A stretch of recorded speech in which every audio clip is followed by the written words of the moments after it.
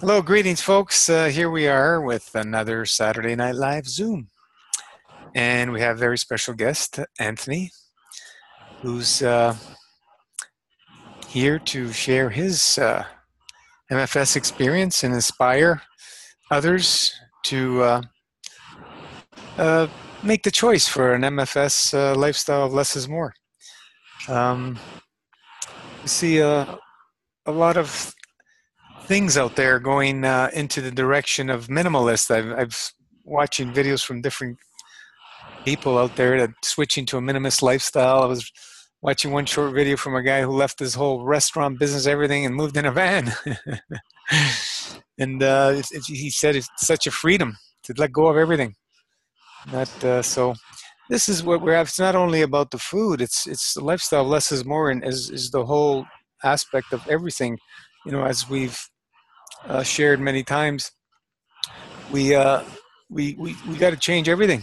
You know, from A to Z. And it's not only the diet because leaving those triggers around, everybody goes back to the old ways.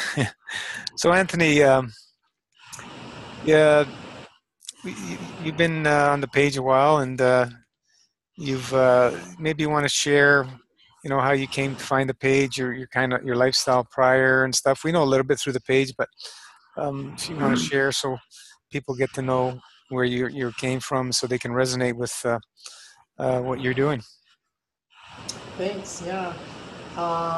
So I'm glad to be here. First of all, I'm so happy to be here, and also with MFS. So I basically found you guys through. I was investigating Dr. Morris's school and taking some certification classes there, and then through Facebook, following some of the people that were following Dr. Morris's stuff. I came across MFS, so I started exploring that, your page or protocol, and that was probably back in it was right before Thanksgiving 2017.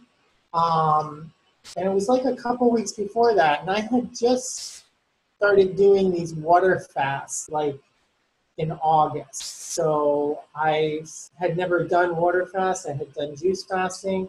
So basically, I was kind of exploring things, and I somehow got to Dr. Morse's page through Facebook, and then to you. Um, and that's when I pretty much started thinking I was going to do a master fast system. I just didn't know when I was going to do it because the holidays were quickly approaching. You know, my family's Italian. We do the big Thanksgiving. I was on the fence. I was already not eating meat for almost 2 years because it was 2 years in January. But I thought, like with these water fasts and stuff, I'm like, oh my God, I'm probably going to have some turkey or something or some food. And then but then I'm seeing your system, your protocol, and I'm like, oh my God, no food, no, like nothing. I'm like, this is intense. And um, and I had been reading about obstruction free and then getting the Arnold Parrott through Dr. Morse. And so all this stuff was coming together, but to actually see a protocol and read your protocol and then get on the pages and watch the videos, it was like right after Thanksgiving, I decided January I'm gonna do this. I'm gonna go on a fast, like MF Master Fast System. So I started preparing for it, and I started doing some intermittent fasting. I just coming off some water fasting. I started making, getting notes, getting some of the supplies, resourcing, tinctures and just the whole format and exploring enemas and uh, everything and like what it would entail and what my schedule was going to be like. And so I decided that on January 2nd through the holidays, and I'm like, that's it. After January 1st, on January 2nd, I'm going to do 40-day master fast. That was my plan, was to just try and do 40 days. And so I did. I literally cleaned out my cabinets. I got all the stuff as best as I could. Um, and I set up my kitchen to really just juice and get all the fruit and find the places to get things. And I didn't get a Klima board, but and I still don't have one, but I should. And yeah, I just on January 2nd, 2018, I started a full master fast, thinking it was going to go 40 days. And then leading up to 40 days, like at 30 days, and it was, if you want to talk about leading up, the first part was the hardest, but once I got to 30 days, I started having these emotional breakthroughs where I felt like, I don't know, I just felt so much better, even though I was having physical problems. I felt it's the hardest thing to explain. I felt better inside me. Like I just knew whatever was happening was good. And I started losing weight, of course. I had lost a lot of inflammation. I had lost a lot of waste, of course. And then when 40 days was approaching, like 39 days, and then 40 days, I'm like, it's 40 days. And I'm like, okay, I'm going to go for 80 days. I did it. I did 40 days. And so then I did the 80 days, and then I decided I'm just going to finish it out. And I ended up doing 111 days. So, yeah. So your lifestyle, your diet prior and growing up, basically, I know you said you're Italian, so typical Italian diet growing up and, eating all the best stuff. No, I never thought, and so really, like the first month, I was like, number one, I never knew what it was like to live salt-free, like, or olive oil-free. I mean, we had salt on the table at every meal. As an adult, I used all these fancy salts and, got into all these salts. So eliminating salt was just as hard as eliminating food. I mean, Oh, yeah. I really never knew I could do it. And then the olive oil, like not having any oil, I was using olive oil on my applicators for my enemas just so I could smell the olive oil. I swear to God, the first month, because I was like, okay, now I use, and then I transitioned to coconut oil with lavender in it. But I mean, but the thing is, so after that 30 days, then I realized, like, even in my kitchen, not having oil on things, and, I did have salt cravings, but the oil thing was like, I think that was a lot easier to drop than I had anticipated because I just felt better. But even things like cleaning and, and that's the thing, it really is a lifestyle. You change your lifestyle. Mm-hmm. And not having oil around the sink or not even having a lot of pans to deal with. You have other gadgets and stuff that I was getting, but cooking is so much, using oil and cleaning and having oil in the air. And, like, you realize your whole space becomes different. Your whole world becomes different. You're not buying things in your house. And that's what I started seeing up to that 40 days was these realizations that I really, number one, didn't need salt. I mean, I was like, okay, I like the flavor of, the juice and the pudding and all of that. I was doing fine with it. But I don't know, I just knew how bad salt was for you. And I was, reading all the things that you have and the videos and the talks. And I'm like, yeah, I really am glad that salt's not in my life. So It's the sugar, the salt, the fats, oils. They're very addictive. Very addictive. Right. Those are the ones that everybody has challenges. Addictive. One or the other, or all of them. Yeah. Yeah, we're getting some background noise. Is that I don't know where that's from. Is there any noise on your end, or is it my end? I don't know. There's nothing. What's it sound like? Like air blowing or something like that. Might be the fan on my computer. Oh. Yeah, I hear it too. Okay. I don't know what I could do for that. Okay, well. That maybe? Yeah, do you have a headset? I do. Right here. Yeah, see if that's it. Because I don't see anybody else's mic open, so. No problem. It might be the fan, yeah. I think it is. You may have to switch when you plug it into the different to the headset from Zoom. Oh, okay, let me just see here.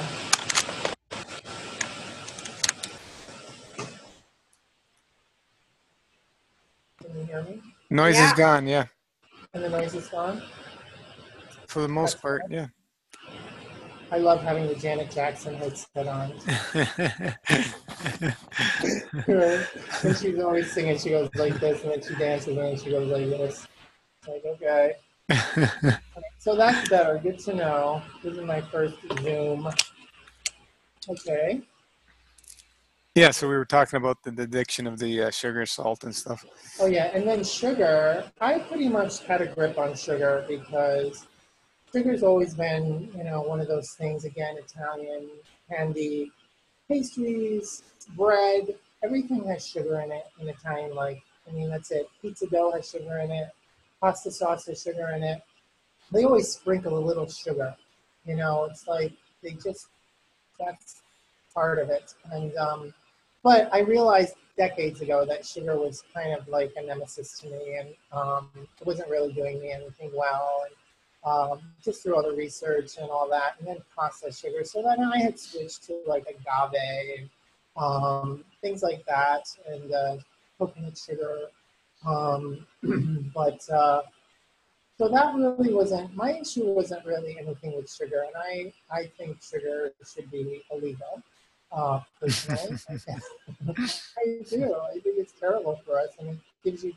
Now I'm finding all these new studies, or just I don't know. It's just decades of eating sugar is causing dementia and Alzheimer's, and It's the whole food industry. the whole food industry. Okay. Yeah.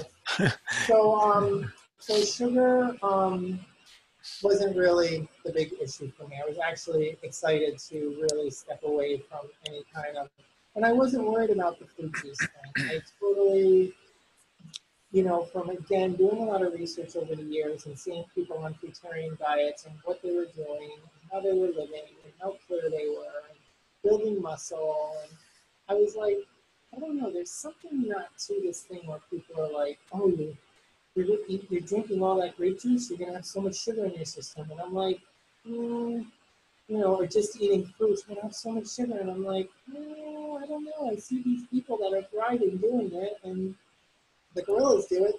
The animals eat food in the jungle, and that's all they eat. So, Yeah, the difference from the processed sugars we're talking about extracts and all that versus the whole foods that come naturally with sugars is just it's not the same thing. exactly.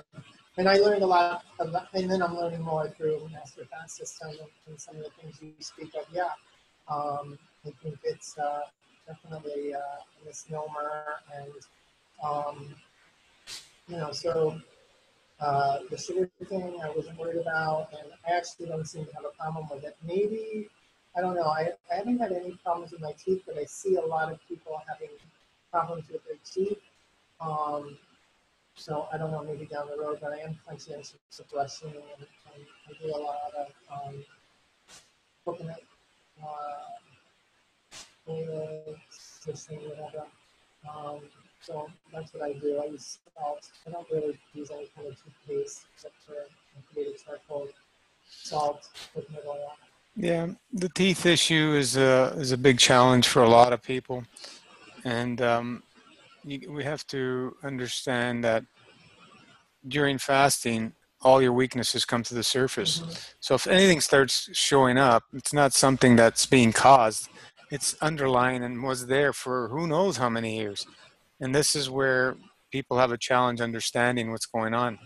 So you just need to take extra care in those areas and start getting the head to start draining, so you don't destroy your teeth. Like I've destroyed my teeth with fat, not sugar. And lost my hair with fat, not sugar.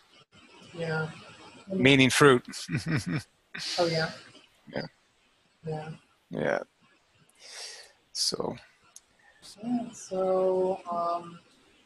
So basically, on the first month, I saw a lot of emotional stuff, of course, but I really started getting all the waste out. I really was dedicated to doing the enemas every day. I was, I was a mess with the enemas. But,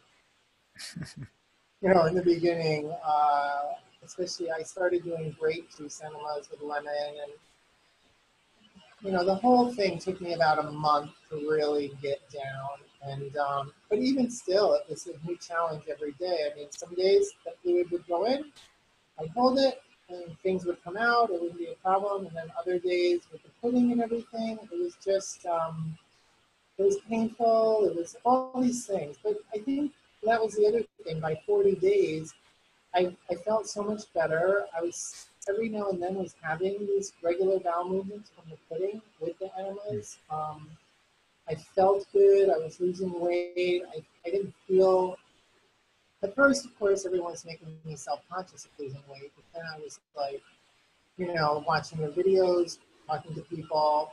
You just have to not worry about what other people say. And I knew I was stripping away, and I felt like a lot of things were coming out, and I was having a lot of, really different bowel movements from the enemas, and so I was just, going with it, and I don't know. I just was inspired by the family on MFS, and I think everyone here was inspirational.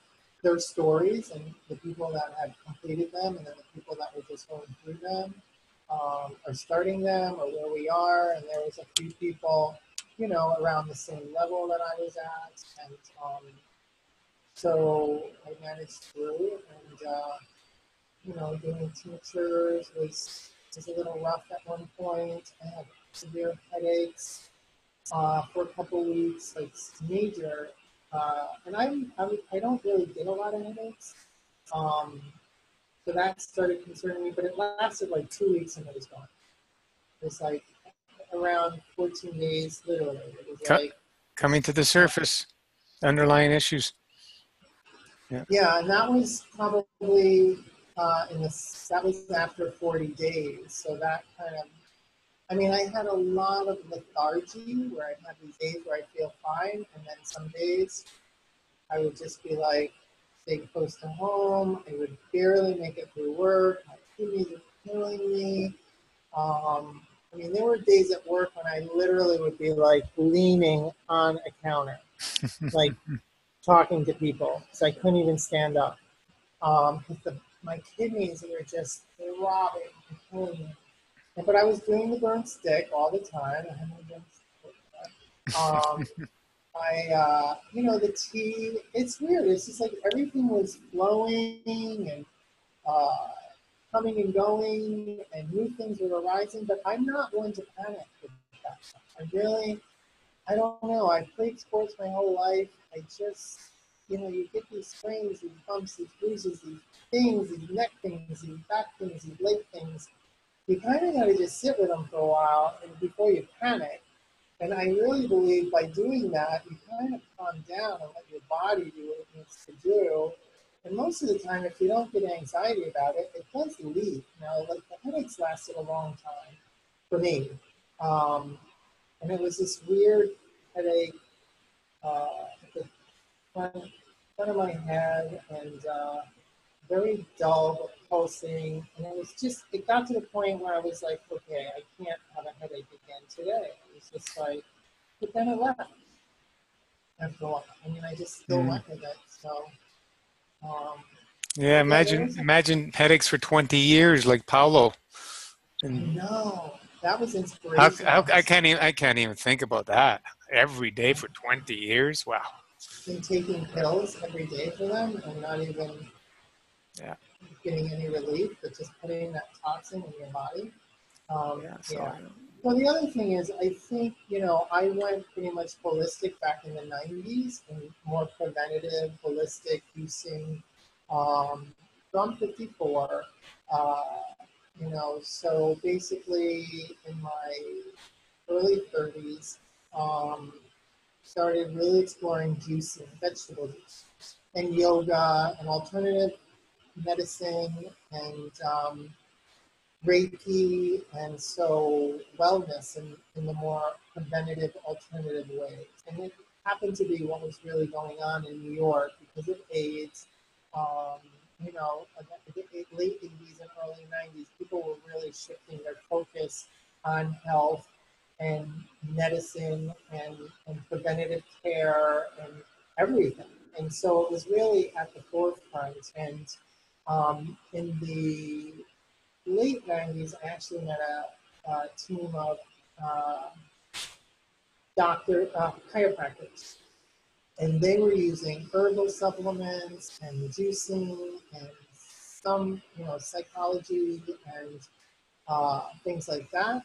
So I had some really good teachers, and I thought about trying to open a juice bar, and so I was really into vegetable juicing in the 90s.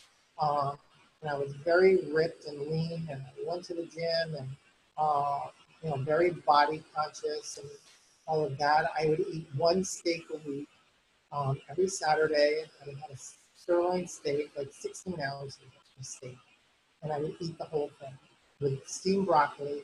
Um, and I did that like for 2 years, easy.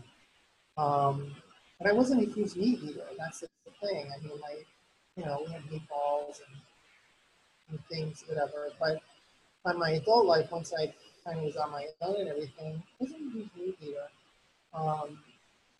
But I thought it was really good for my body. I thought having protein, animal protein was the way to go. Because I was surrounded by bodybuilders and, people that looked really great. And I was in that circle and always went to the gym 3, 4, 5 times a week, always at the gym, juicing, lots of water. Um, but I was also clubbing. I was hanging out with friends, hanging out till 4 o'clock, 5 o'clock, 6 o'clock in the morning, drinking tons of coffee, doing stimulants, smoking a lot of pot.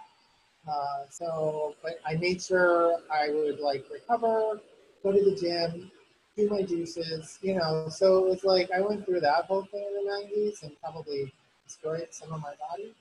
Yeah, so But now we're getting an understanding of why you're starting to get headaches and stuff. All that stuff's got to come out, and it takes years to get the body to remove all that stuff. And it only starts happening when you come to true fasting. It doesn't happen any other way that I've seen.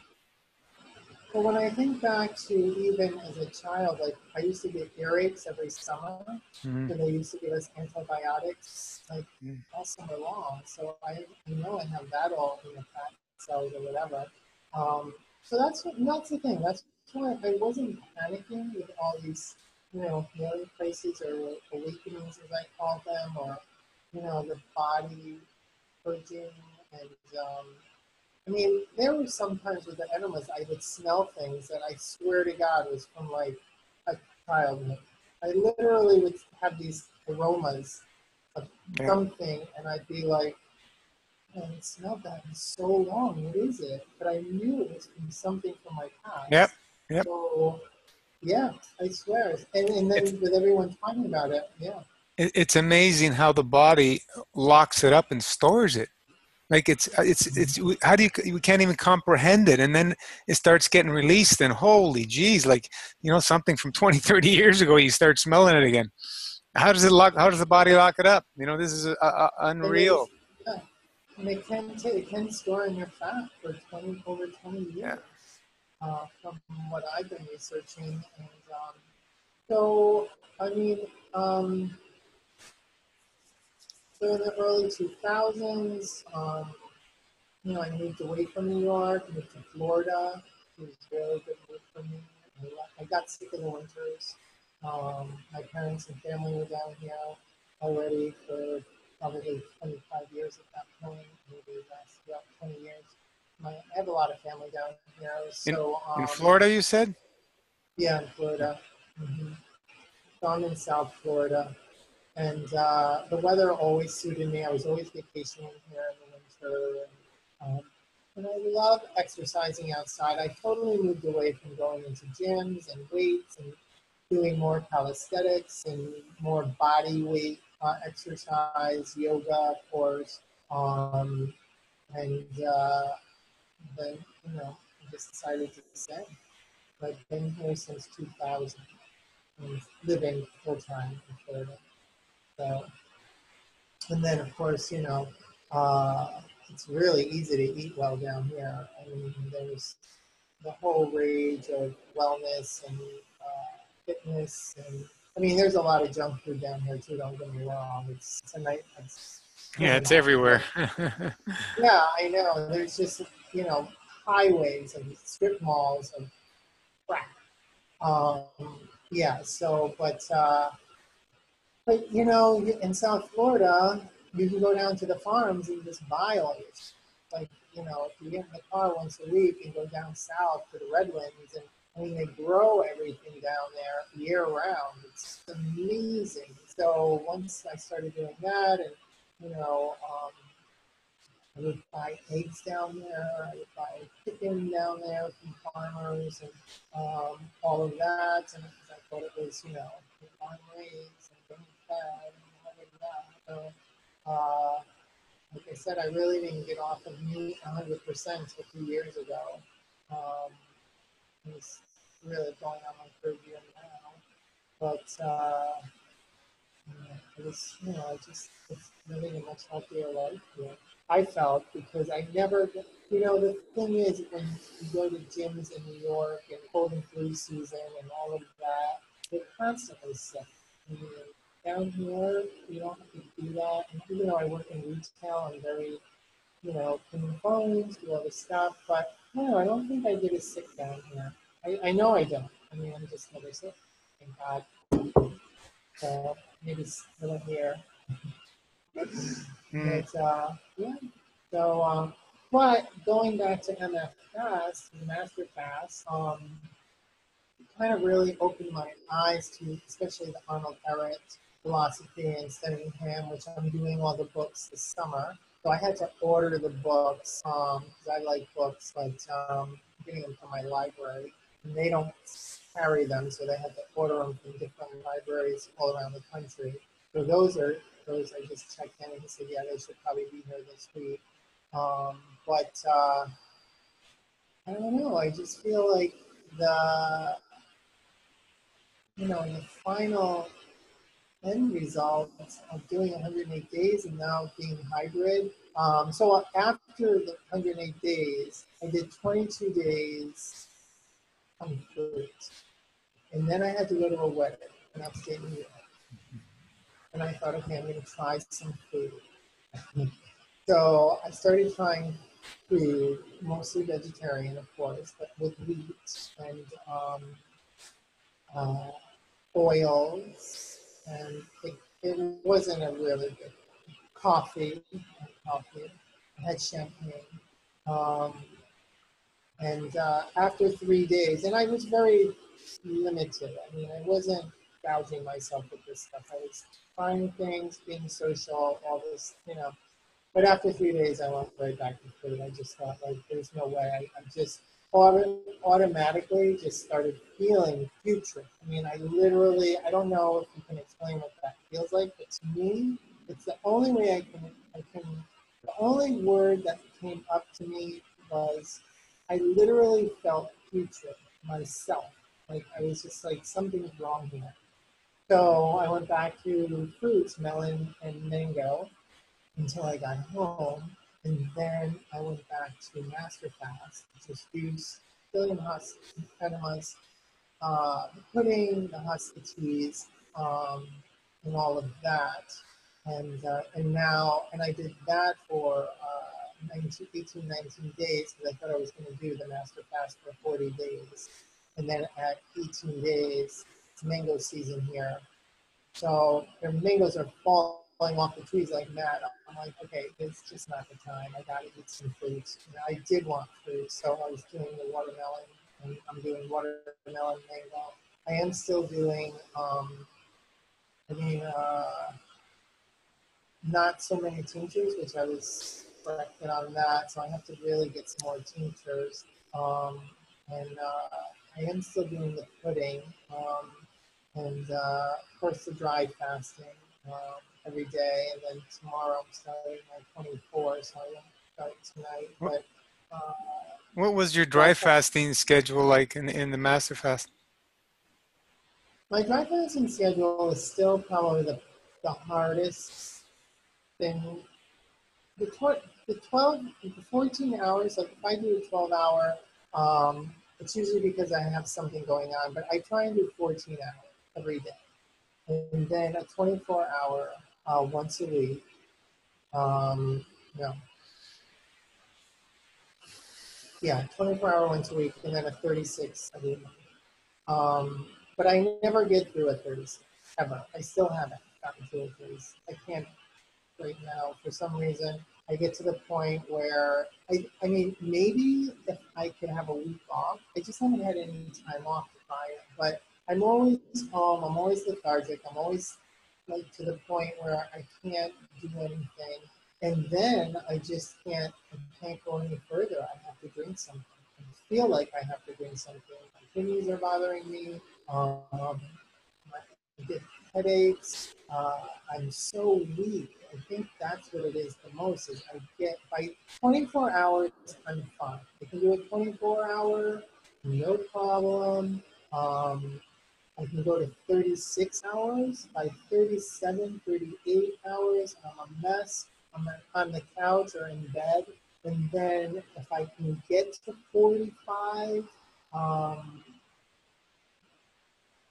there's no way. But Have you, 36 hours is even. have you done like the I've never, breath work and tried moving energy through acupressure points, movement? Because that's a key when you're dry fasting. I tried everything. I mean, I need to do more breath work, I guess. I would like to do some Kundalini breath work.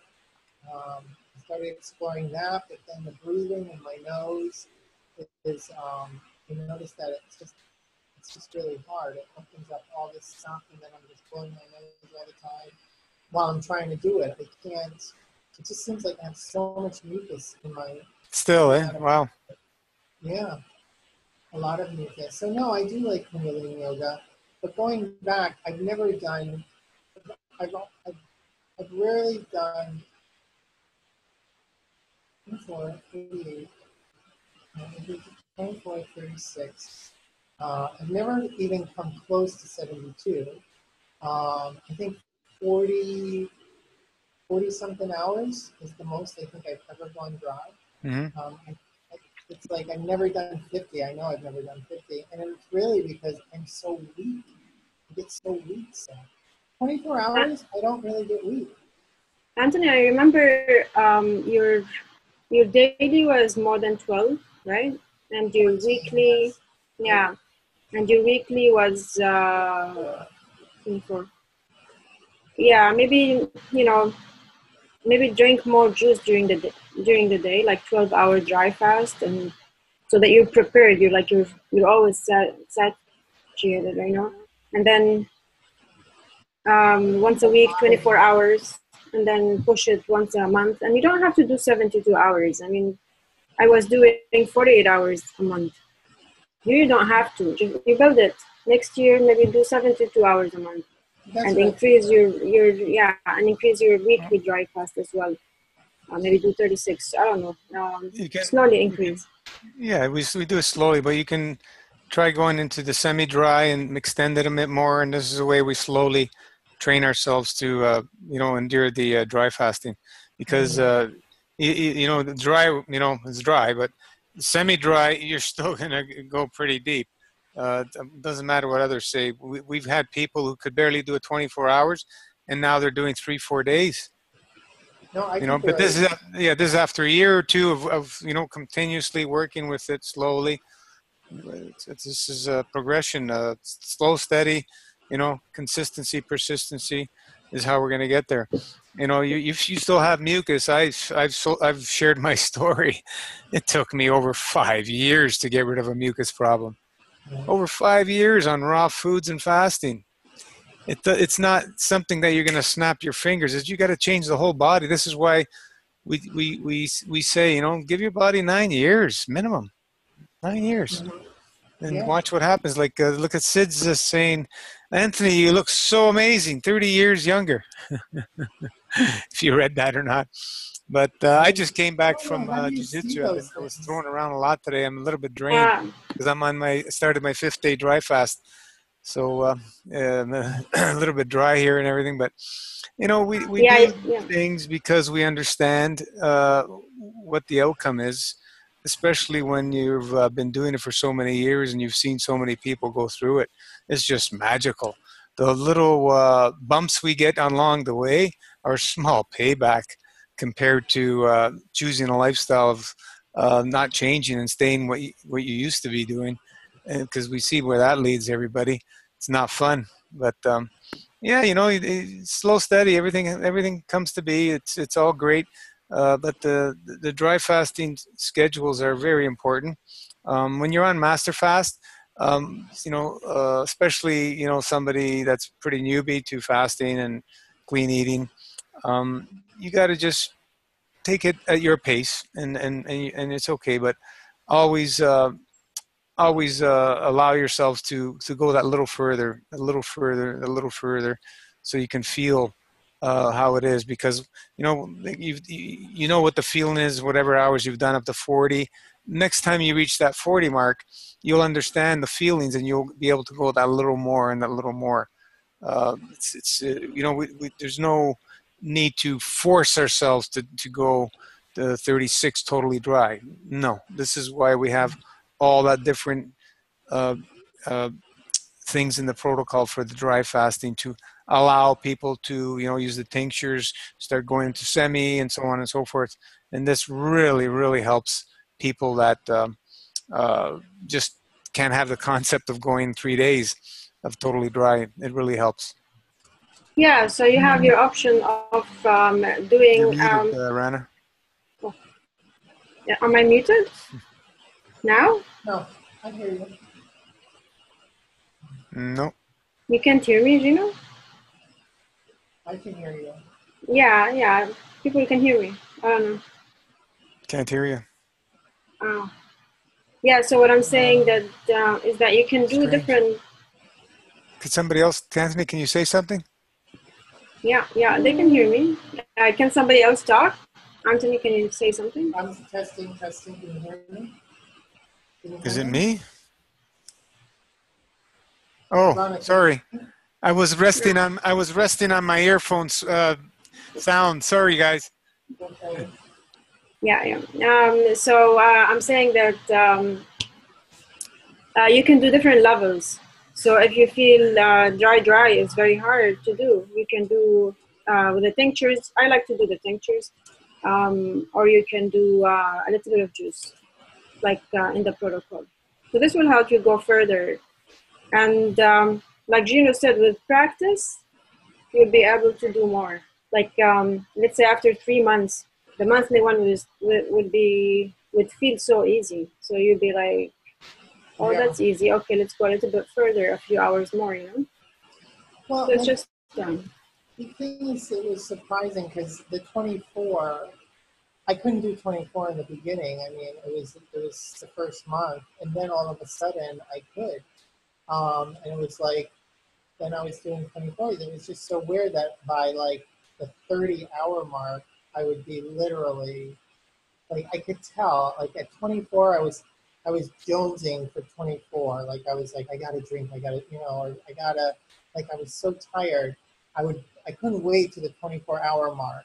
So then trying to do it even a little more is even tougher, but it just never seems to be that easy. Once I get to like 18, 19, 20, that last few to even 24 is still, even now, can be very difficult for me, Yeah. tired wise. So I do stay home now. But no, I don't. I think everyone's different, and that's the other thing. And I do think that sure. I'm still purging things, even now that I'm very surprised what's coming out of me. It's So what? Yeah, 24 hours will feel much easier when you do 40 hours a month or something like that, right? And you go back to the 24 hours and you're like, oh, that's nothing. Yeah. And you know what? Well, it's so easy to do the 24 hours. It almost feels like you're not doing dry fast. If you do it, like if you drink the juice early in the morning, and then you don't drink for the day because you have, like you don't miss the juice because you drank in the morning, it doesn't feel like you're dry fasting, and then the next morning you're drinking again. So it really doesn't feel like you have done a dry fast. You're busy as well. It's good to do it when you're busy, not when you're home. Right? When you're working, you're busy. Yeah, I just lose it around 18 hours. Oh, Not that I lose it, but I'm like, you I'm get tired. always really tired. Like I'm literally, I mean, that's the thing. Like I get tired. Like I'm literally dragging.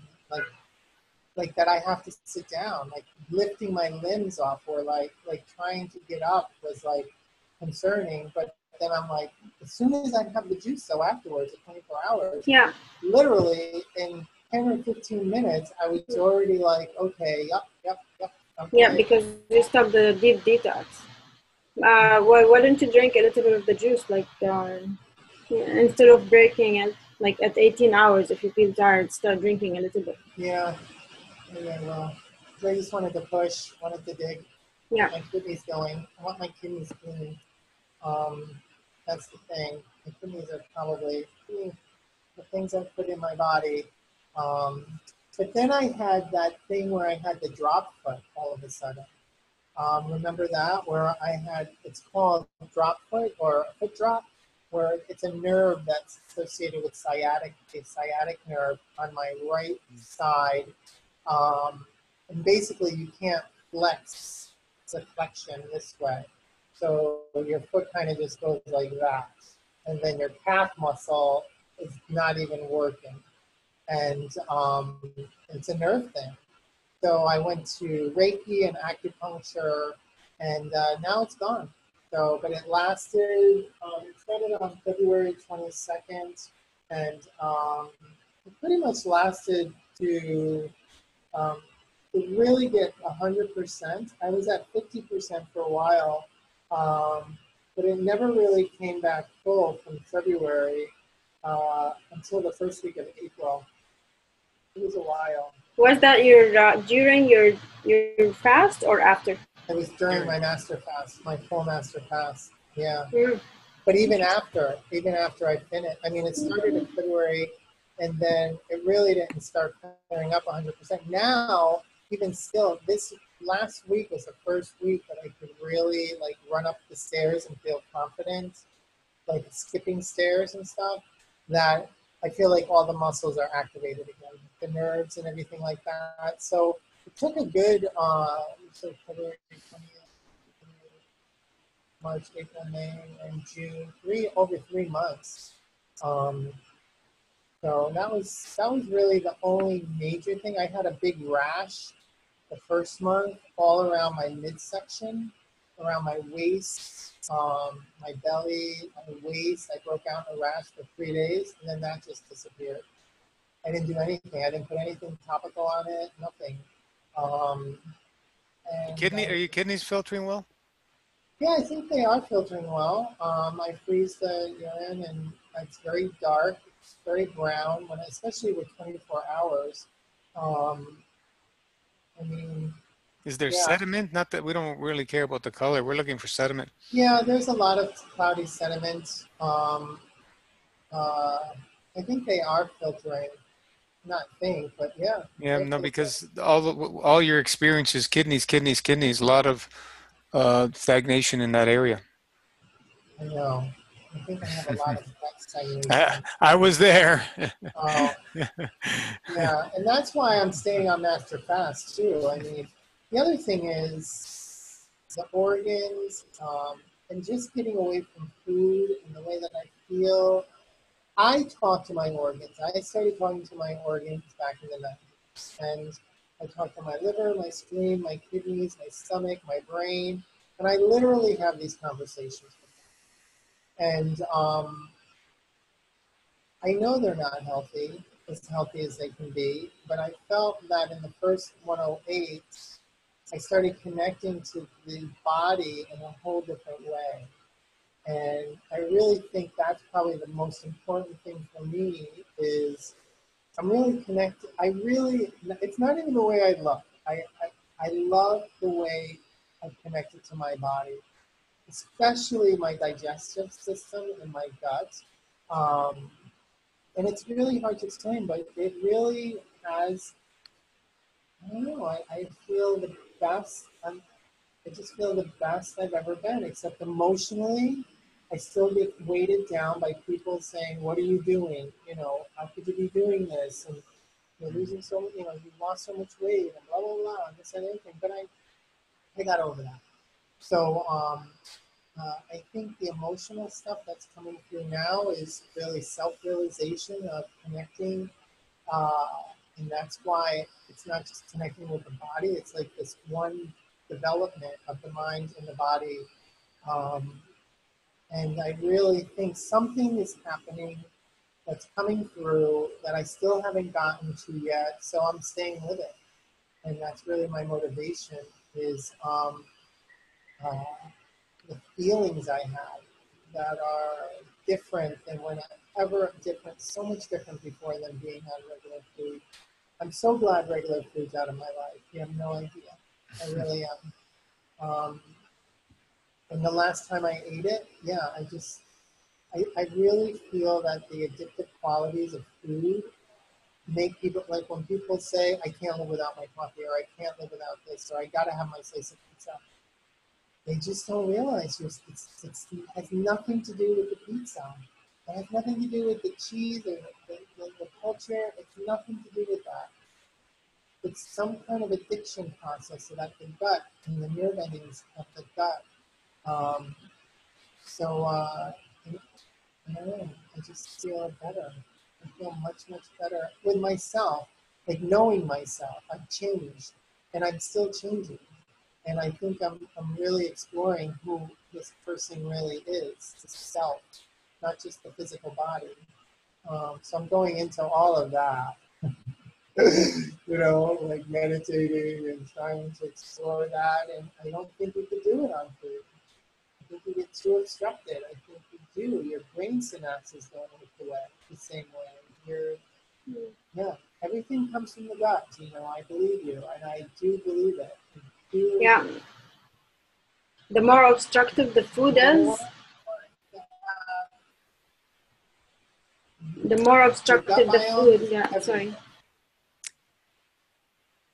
Mm-hmm. So, and herbs. I think herbs are like, I never realized how, I had herbs in my life, but I just never realized they're really, I think herbs have a quality, a plant, you know, for a plant. I think we've totally underestimated what herbs really are. Oh yeah, big time. Yeah. I was talking about that on Wednesday on Facebook Live, how the magic of the herbs to really unlock their true potential. Few understand. You know, when we're eating, we're taking herbs. Yeah, the herbs are coming in. They're very highly intelligent, elevated beings that are here to help us get through these obstructions leaving our bodies. That's what their purpose is, basically. And when we start taking them in with food, they're okay. Yeah, okay. I'm gonna help you here. I'm gonna help you there, but you're still eating. I can only go so far.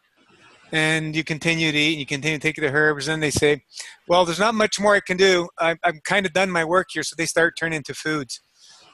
When you stop your digestion and you take in their energy, as we do through tinctures, the whole magic of them is unlimited. And your body will never get used to them because they continuously will do their magic as long as there's no digestion. And that's the true potential of what we discovered with herbs and how to get their maximum true potential. And we see magic happening with this. You know, they're just amazing. And this is why I say, you know, when we're eating, yeah, use them, but sporadically, occasionally. Don't use them continuously because, number one, you're not getting the biggest bang for your buck. Number two, they're just going to turn to foods in a few months, and you know, that's what are you taking the herbs for? You know, it's so many other things you can be eating instead of just using the herbs for those purposes as food. But it's fine if you want to use them as food. There's, you know, you can go pick wild herbs and change them up. Change them up if you're going to be doing that when you're eating. You need to change them up. That's another key factor where few understand. So I love herbs. They're just selflessly helping us, get rid of these obstructions that we continuously believe we need to put in our bodies. Doesn't matter what you do. There's just those different levels of obstructions. Fruit being the least as the physical food. Next, first is your air, which is also a food, and then you got your fruit, which is the least karmic, not zero karma, but least. And then you start getting into your greens, which is you get more karma depending on what greens you're using. If you're using things that you're stopping from going to seed, there's more karma attached, and so on. If you're using roots and destroying the plant, there's more karma. So, we start to understand and look at things at the soul level, and then your whole horizon opens up at a different perspective than just looking at things in the matter state. And, we're eating plants. They don't feel or do anything. But no, when you're looking at it, the aspect of creation and soul, everything is created on the equal basis. They're no different than we are. They all have emotion. They all have intent. They all have a purpose. They all have information from source, and they're here, and we can share that information between each other without eating them. And that's the one thing that is very difficult to have that understanding with most people, is that we can use their information with all living beings without eating them. So that's where we're trying to get to in the lifestyle less is more. We're trying to get to a state where we'll be interacting with all these beautiful beings without eating them, and we can exchange our energy with them amazingly without ever touching them, just enjoying them. Like I can't remember reading somewhere, why pick the flower, the rose, when you can enjoy it just where it is in its environment? Why pick it and bring it home? Leave it where it is and let it enjoy its life. So we're talking about animals, and then but let's also look at the plants as well. This is the area that I feel humanity needs to move toward, and more people are catching on this, and that's why we see a lot of interest in the movement of breatharianism and so on and so forth. And when people are coming off master fast and going back to food, they get a wake up call. Holy Jesus, this what food really does to your body? Whoa! I like the other feeling a little better.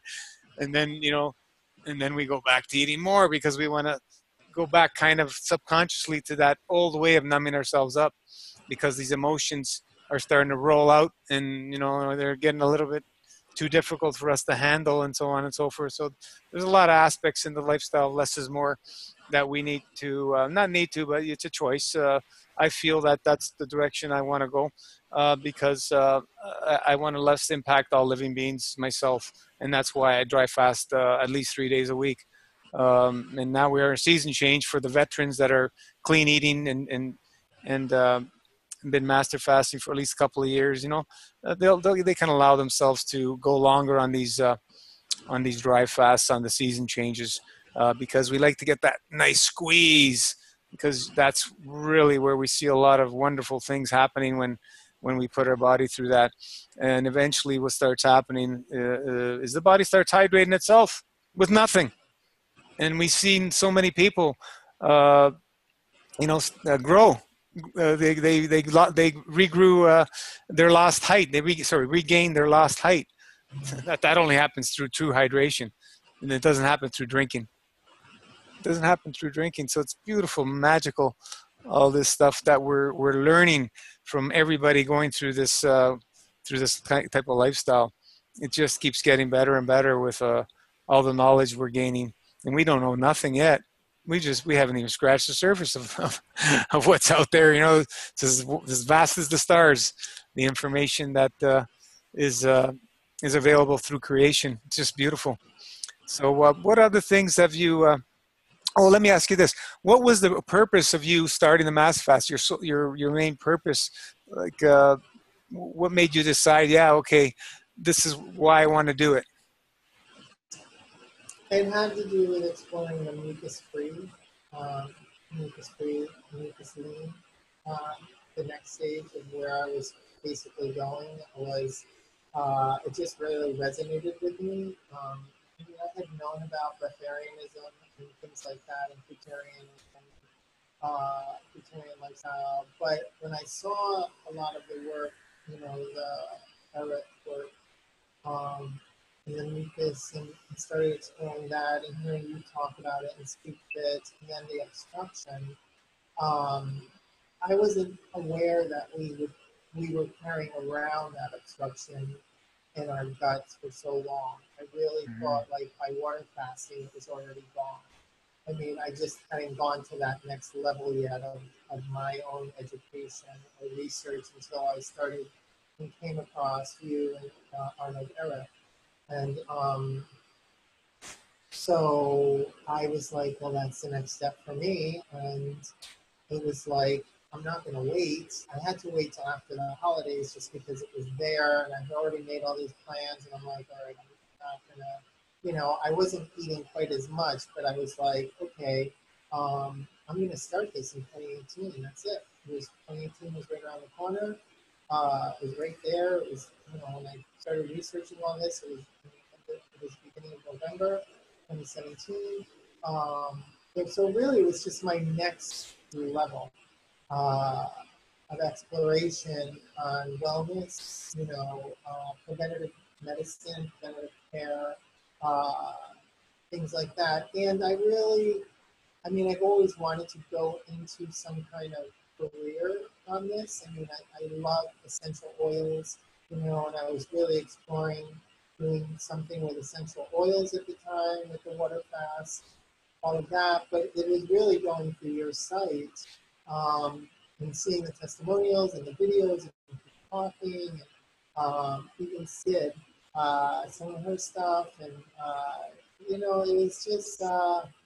It was inspirational to me, but it was also like it was my next stage. And I Yeah, really wanted to be wonderful. obstruction free. I really wanted, like I said, I didn't know I was carrying around 20 pounds. It's too much. Yeah, most of people, most of us didn't I know. have to shut my tea off. Hold on. Yep.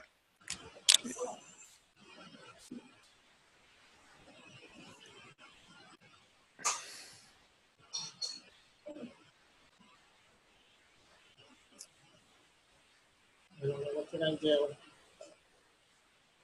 Uh, that's fine. No big deal. Sorry about Yeah, yeah. that. Most people just don't have this concept of that we're carrying around obstructions. We haven't been taught this stuff. Um, you know, Arnold Ehret is one of the few that really opened it up for me, and that's what changed my life after reading his book and made the commitment to change. And his he advocated when doing water fast to put lemon and some honey in there. He never advocated straight water, but the level of toxicity back then he was talking about people were full of drugs and everything. That was over 100 years ago, or whatever it was. Can you Yeah. imagine today? We see what's going on today, and after people going through massive fat, we're going, holy geez, it's way more toxicity than I'd ever thought or believed. So we have to adjust some things for people because people are just way, way too obstructive, and this fast is so powerful in cleaning that it's just too overwhelming for some people. So this is why we've made some adjustments and to make it more easier and doable in the long run for people and maintain it. It's just uh, it's just so much obstructions. We're being bombarded at every level through our diets, through our air, through the frequencies, emotions of the planet, et cetera, et cetera, et cetera. It's just emotions of the animals. We're interacting with all those fields all around us. We can't be separate. We cannot be separate. We're part of all that, and it's once we gain this understanding and this beautiful um, knowledge that we can change things and affect things positively by going within, changing ourselves. It's just amazing. You know, this is how MFS has been growing. It's just people, you know, sharing and interacting, and just beautiful thing that uh, by each person sharing their story, every, your story can resonate with certain people, and somebody else's story will resonate with other people, and that's the beauty of sharing. The gift of giving is the gift of creation. That's how creation starts. That's amazing.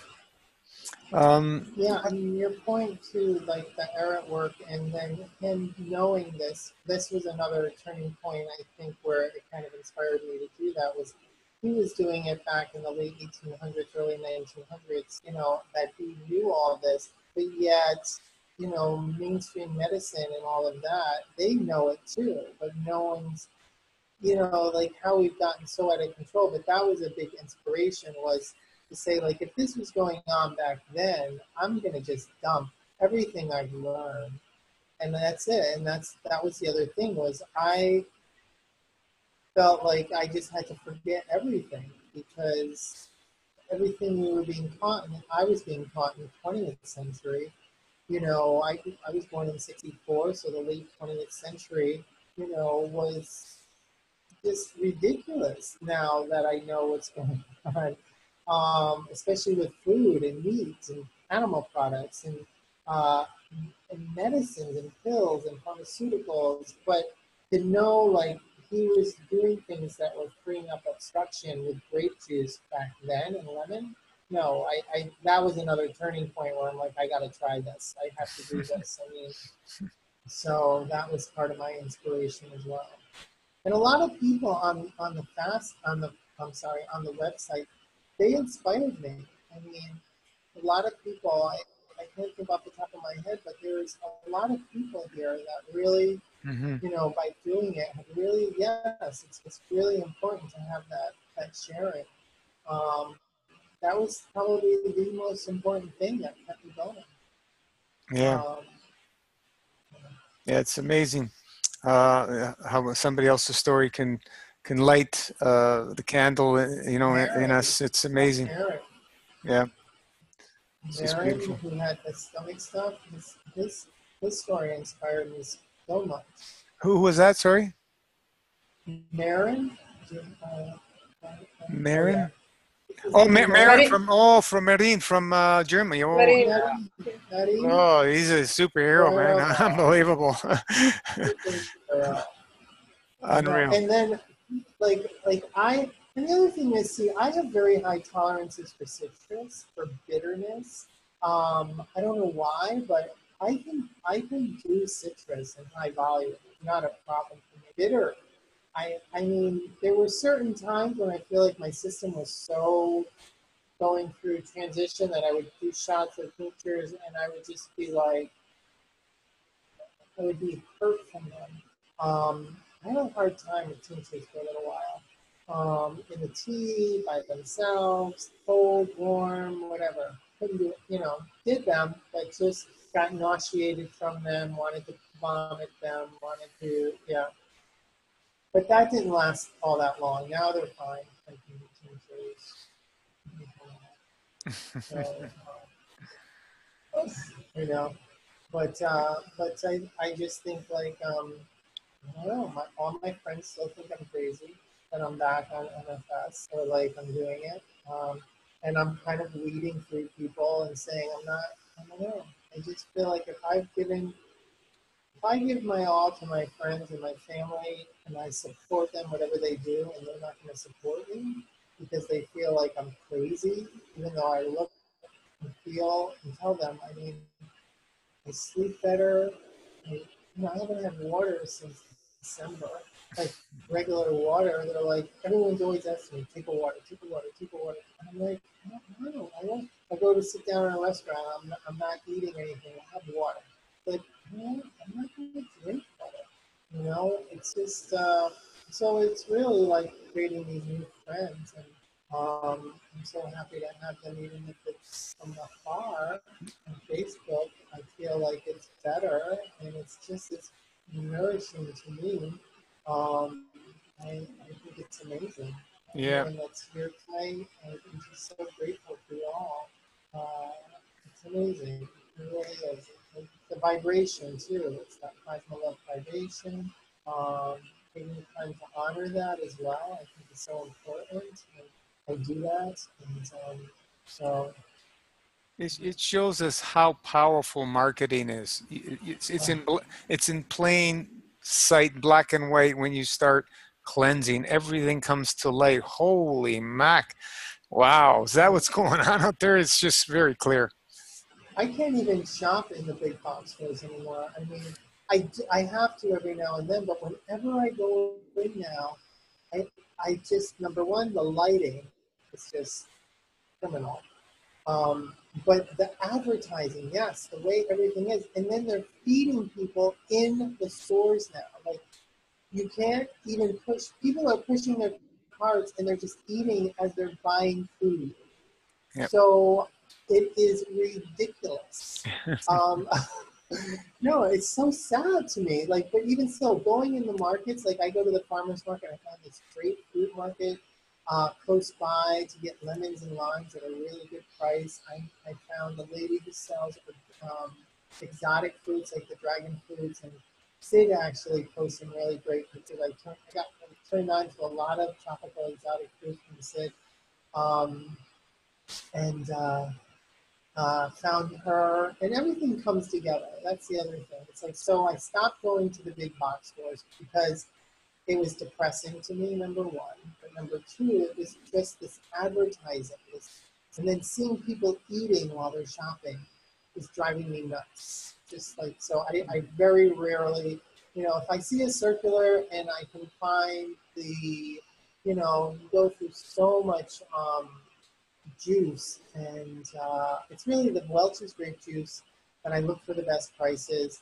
And what's the water? That's what I use. Welch's. Yeah, and then the what's the word I use for enemas? Yeah, the when I was in Belize, like when you're living in an area with quality of fruit, it's night and day difference compared to what we have up in the Toronto area. There's no comparison at all. This is why we see people having challenges living on fruit. If it ain't ripe, you're not going to want to eat it. It's just not. It's not worth eating brown ripe fruit, and that's the problem. So for people who live in the areas with available fresh ripe local fruit, it's a big difference we find, and it's a big Yeah, and challenge. I think Yeah. for me, going through a 108, I'm single, I live alone. I work close by to where I literally am 6 minutes from work. So if I had to run home, for something, or, the Enema series with the leaks and the this and the that, it's like you think you have a little gas and you're like, oh dear. Uh-oh. It's like, yeah. Don't trust the fart on master fast, as we say. I love that. Exactly. No, That's but I mean, like, I think I really could do even the scheduling of enemas and the dry fasting. And if I did want to get up, or if I had a day off, and it makes a whole world of difference. I think it's great when people have a couple or people are supporting you as well. But I had to support here people. But I know, like, is it Paolo and Gabby? Oh yeah. In Italy, like, they support each other, and there's people that there's a whole family now doing it together, which I love. But I It's think it's amazing. just Yeah. no, very inspirational. But I think by me, like, I lived in New York. I had a roommate. We shared a bathroom. I don't know, you know, getting up at certain times to do enemas. I don't know how that would have worked. Living alone is key to part of this for me, unless I had a partner that was supporting it and understood, like, yeah, I'm going to be in the bathroom for 2 hours. Um, but yeah, so I think, in timing was everything. I don't know. Everything came together. We were talking about plants before. I had met some people. I turned me on to The Secret Life of Plants, the book. And I read Yeah, that. that's And an excellent book. I read that years ago. yeah, so everything was really about timing as well to starting when I started. Um, what transpired is what's keeping me going as far as it's a lifestyle. And see, now I'm to the point where I don't really think about it anymore. It's not like, unless someone makes me think about it, like even my dry fast, like I would technically start my 24-hour next week, but because I'm going away next week, I'm starting it tomorrow morning. I'm going to get up, do the enemas, and then start my dry fast at like 7 a.m. Do my enemas first, 7 or 8. But the thing is, like, I don't even have to look at a calendar for that anymore. Like, I know, like, I always do them my 24 around the 15th. So it's kind of like in my psyche. And of course, I have a work schedule, so I'm always looking at a schedule. Don't get me wrong. I work in retail. I work the same days, Tuesday through Saturday, but my shifts change every single day. So, and in retail, the store opens at 10 in the morning and closes at 9 at night. So you have these mid shifts, these early shifts, and these late shifts. So I'm totally tied to a calendar. Don't get me wrong. So I'm always, but as far as having a lifestyle now and the fruits and knowing when to stop drinking, and I mean, I just do it. So if I stop drinking at 6, 7, 8, or even 9 at night, like it depends where I'm at. It's not like I'm checking things off. It's like, okay, I'm gonna start my 14-hour dry fast at 8:30. Boom, it's 8:30. I know I get up at 6 or 7. I can't start drinking again till noon or whatever, but I'm fine with that. Like it's just my lifestyle. I'll even go to work if I decide that I'm drinking juice till 10 o'clock at night and then have a tea or something. I know I can't have, if I want to go 14 hours dry, it's like I'm going to go to work and start my juice there. But it doesn't affect me anymore so negatively. Um, so I think that's a good thing. I'm just starting now to exercise where I'm getting muscle back, where I feel like I am, but strength. My arms, I lost a lot of strength in my arms. Like I used to be able to do chin-ups, push-ups, and all of that, run upstairs. I lost a lot of strength, I felt, through the 108, not just the weight, but actual physical strength. It And comes back. again, it concerned. Yeah, it does. It comes back, and I think being on the fruit is what I'm kind of addicted to that, which is I like seeing my body a little heavier. So I gained 20 pounds. So I was 193 when I started. When I ended, I was 137. So Wow, now I'm about 157. it's a Yeah. lot of waste So moving out. yes. Yeah. Absolutely. And I loved it. I really loved it, just so you know. And now I feel great. I think this is kind of like my ideal weight. But I actually think I'm going to do another 108 at some point. I want to do another 108 with really like full-blown tinctures. So my tincture regimen was a little weak. I was doing things on my own per se. I was having things made, but I know that I really need to beef up the tinctures. So that's what my next goal is. So They're so important, so I important. know. So that's where I'm at. Yeah. Uh, Anthony, have you thought of doing a mini masterfast option, like maybe masterfast weekly or any other option? well, I was looking at what is the one with the 9 days. You do 9 days master fast, and then one day. Um, is it one day you eat, or is it? Yeah, 1 or 2 days a So week. masterfast weekly is every week you do the same. I like the same routine every week, so I'm not confused. Mhm. So every week, I used to eat on Sundays. Some people do Saturday, Sunday, right? Um, and then you repeat the same thing every week. This way you're consistent with the same days. I did Saturday, Sunday I did Sundays because it's my time off and I have time to go shopping and preparing the food and stuff like that. So it works well for me. You can eat any other day. Mhm. It It's kind of nice. not Mm-hmm. eating. It's so weird. I love the pudding, the juice regiment, and the drying fast. Like I just did that 18 days, and I was like, okay with the enemas again, doing all the enemas. I don't know. I have to start colonics. That's the thing. I want to do colonic next. How, how, how did how did your bowels move after you started eating? My bowels moved really great. I was going a lot. Yeah, I was going at least 3 times a day, twice a day. The funny thing is, I was with the pudding because I still take the pudding. I like the pudding. Yeah, I Um, don't know how people don't like the pudding. I like the pudding. yeah, and it actually moves me. It's what I always say. It's like it moves me. I have a little tea in the morning, and sometimes, boom, it's like it just moves me, and I get this big long strand of pudding coming out of me. Um, So you can do master fast hybrid if you like the pudding and the juice and the tea and the herbs. I that's what I'm guess, doing now. yeah, yeah. So I guess you choose that as a lifestyle, and then once in a while do nice long ones. But And of I course, love keep you watermelon, dry. and I love mango.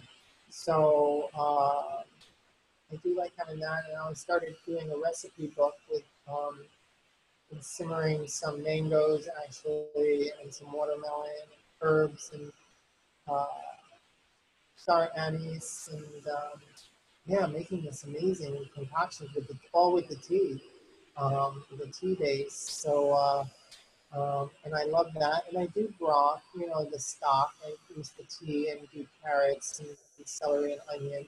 I really like that with fresh thyme and some herbs and as a change. I love the tea. I don't have a problem with the tea. I usually drink the tea plenty in the morning.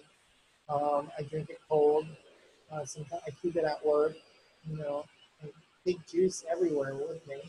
Uh, so I got in the habit of that, keeping a little cooler in the car.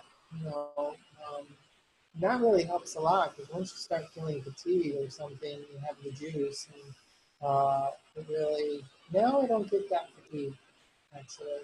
Maybe when I'm 24-hour dry fasting, I do, but during the week, no, I don't really have the fatigue unless I exercise really hard.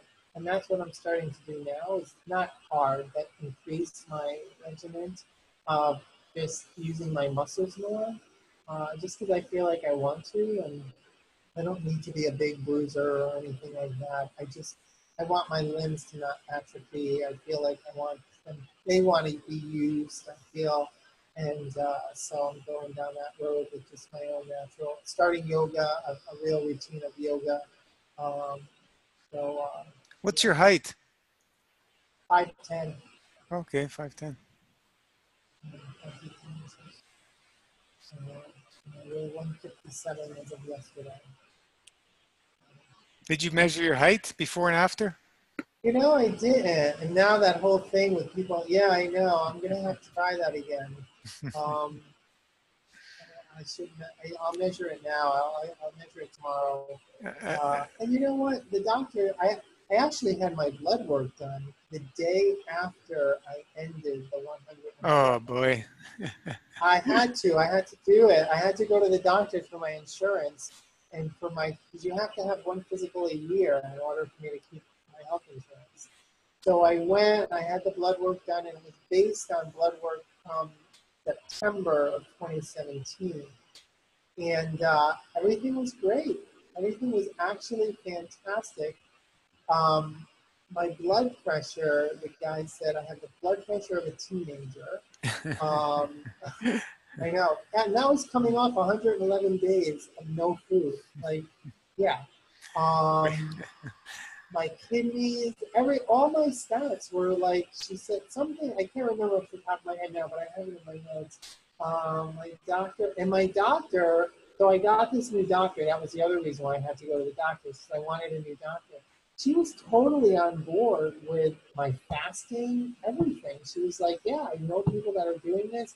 I'm looking into intermittent fasting, people that are reversing autoimmune diseases. There's a whole thing going on with autoimmune diseases and fasting, intermittent fasting. There's a clinic, a hospital in the Midwest where the cardiologists are giving people colonics before they go into heart surgery and then Wow. Mm. after heart surgery. One of the best things you can do for your For your heart. heart. is Yeah. colonics, because So it's the kidneys. The kidneys affect your heart. And to help your kidneys, wash your colon.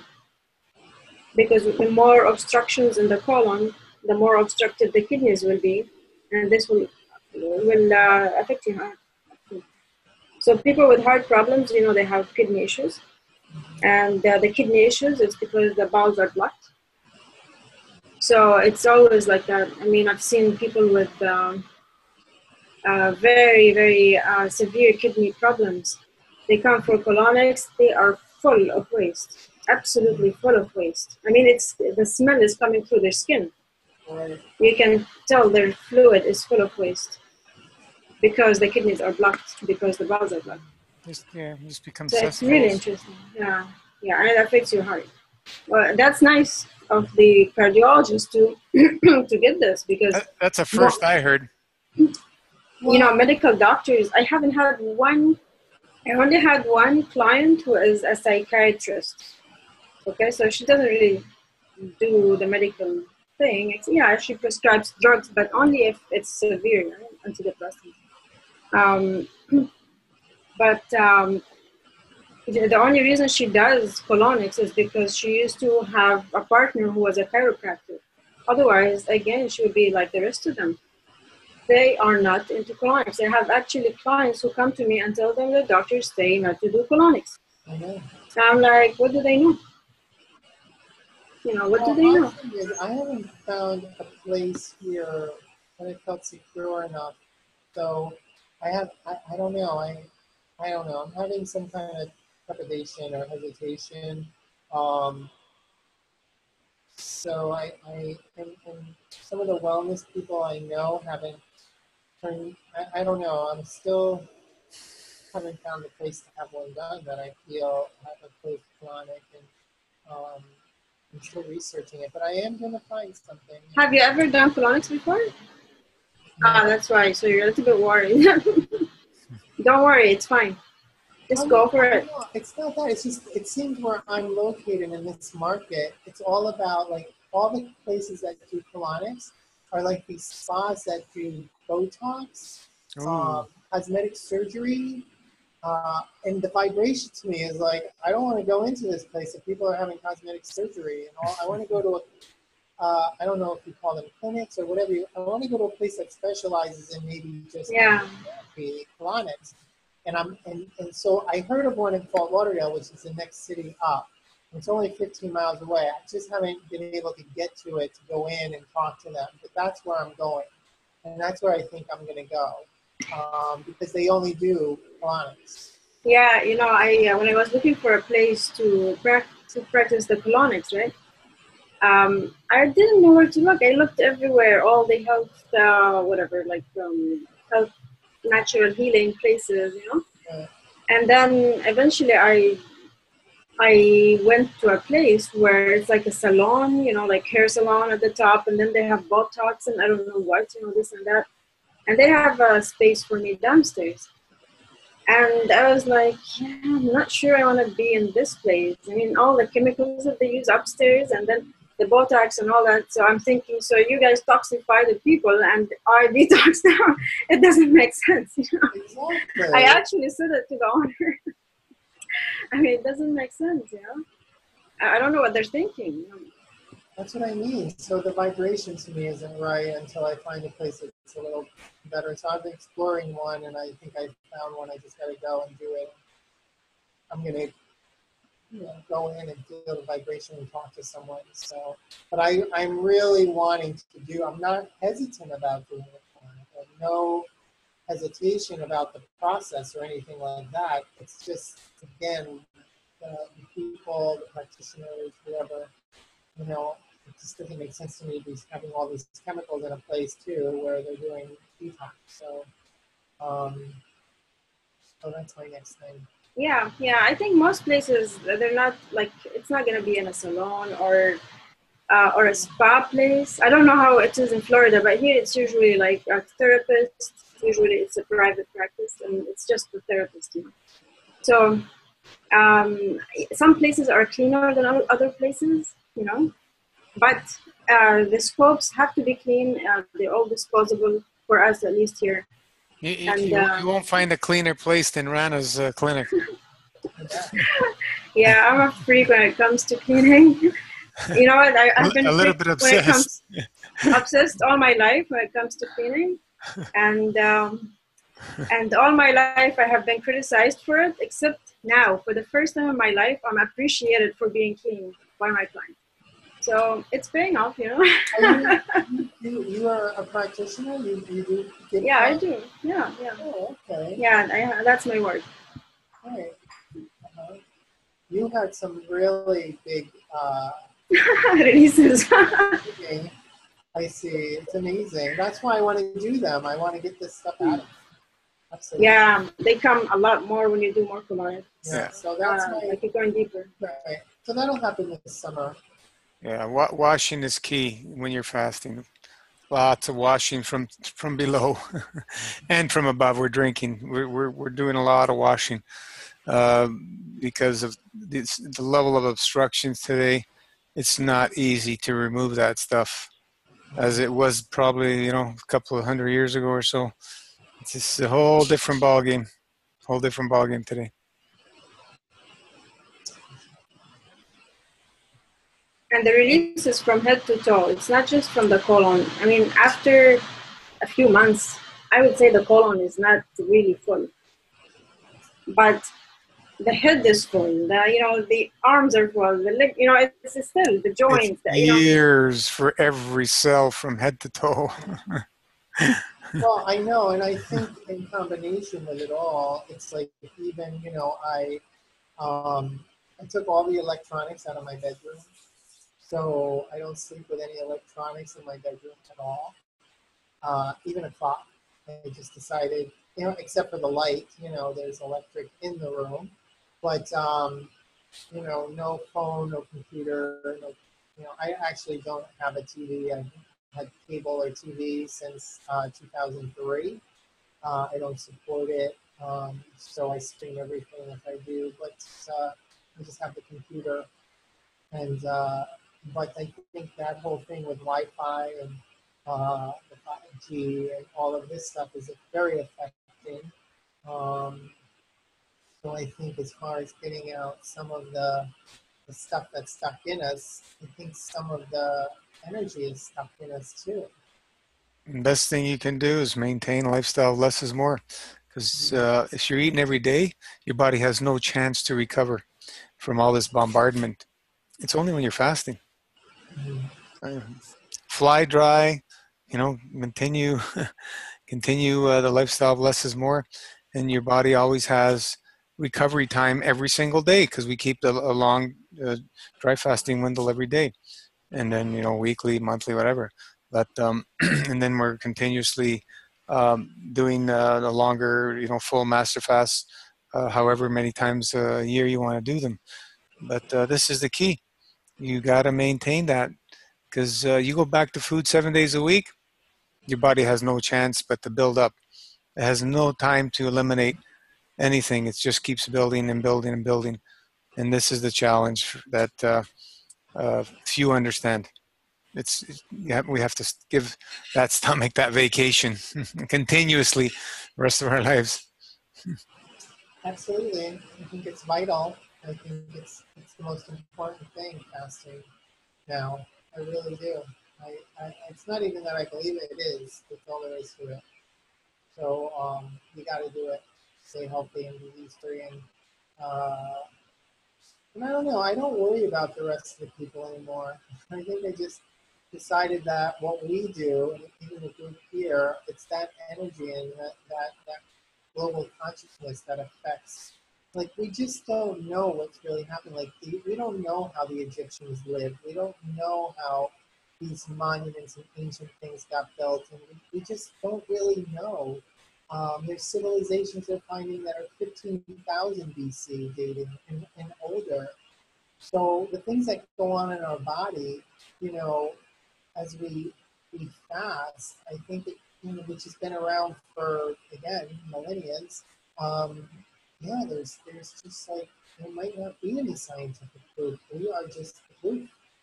And you say that all the time. It's like you don't need a scientific journal to tell you how you're feeling. It's happening in me. So I'm going with it. Absolutely. You were saying something about it's better probably to be a single person when you're doing the master fast, right? Yeah.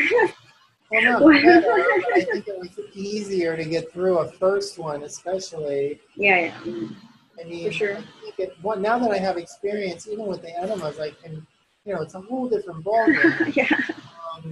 Yeah, the first 2 months were a struggle, but now, yeah, now that I know what I'm doing, even the way the refrigerator is, and like the food, like, what I need to use and all of that. I think I'll be much better, if there's someone around, Yeah.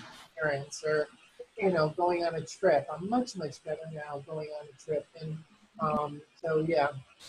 Yeah, I was gonna say that you would probably meet the best partners on the master fast. Just saying. Well, the Yeah. thing is, Who knows?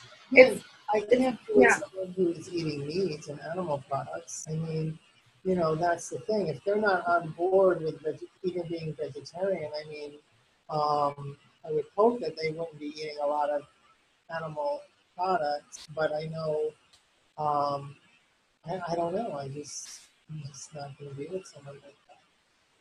I mean, it would be nice if you're already with somebody and both of you evolve, together, and maybe not exactly the same because no two people are the same, but together and support each other with ups and downs. And that's nice too. I mean, it's not easy for two people to go together unless they are really close. So, yeah. But that support is there, and I think having that support, the support here and then the support with a partner, yeah, I think it could be like just sharing your different things. I think that's just important to see someone else going through their stuff, while you're going through your stuff, and it's going to be sometimes you're like this, sometimes you're like this, sometimes you're like this, and until you're there, and then if you're not, just support each other there and there. You're back here again, and that's the cycle of nature. Am I supposed to mute this every time I'm not talking?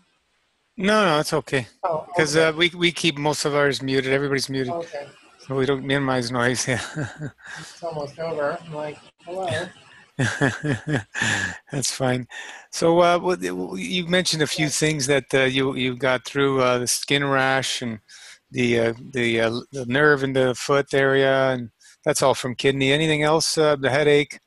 Anything else that you had issues that kind of went away? That maybe some of the stuff you forgot about that you even considered you had a problem? Well, my skin is completely cleared up. Oh So yeah, you look. Yeah. I can't believe it. Like my skin is, yeah, I know. Yeah. Thank you, but that's the first thing people tell me. It's like your skin looks really good, Anthony. What are you doing? Because I have clients, I work in retail, and ladies are like pulling me aside, going, "What do you use on your skin?"